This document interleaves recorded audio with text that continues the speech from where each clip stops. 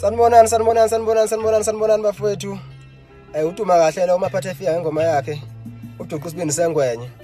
Cha bafowethu ngithi ake ngikhiphe nje nansi i-challenge la. Yale ngoma yami uthando lwakdala le. Ngifuna nje ukuthi umuntu ngoba uyazi ukuthi yaphuma ihamba ne-instrument. So ngicela ukuthi umuntu efake i-instrument lakhe bese efaka iphimbo lakhe phezulu kwalelo instrument nje eyithathe i-video. I-challenge nje evulelekile kunoma ubani, kunoma umuphi umculo wayiphi genre, kunoma umuphi umlandeli. Ngiyaqala ke nami.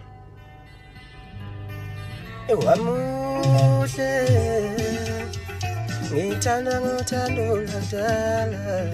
Wamuhle ngithanda ngothando lwakdala.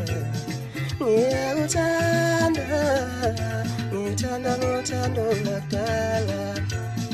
Ngiyakuthanda ngithanda ngothando lwakdala. Thatha uthando lami ngithanda ngothando lwakdala. Thatha uthando lami ngithanda ngothando lwakdala.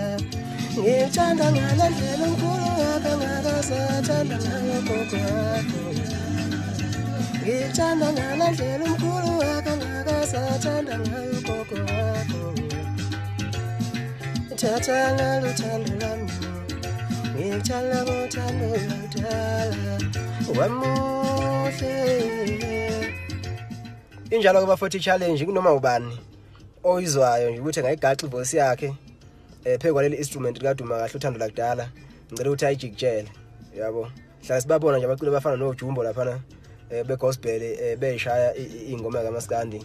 So hayi nansi i-challenge kunoma yiphi genre, kunoma umuphi umlandeli ngicela ukuthi siyishaye le ngoma sibone ukuthi ubani ongayishaya kahle ukudlula bonke. Ngiyabonga.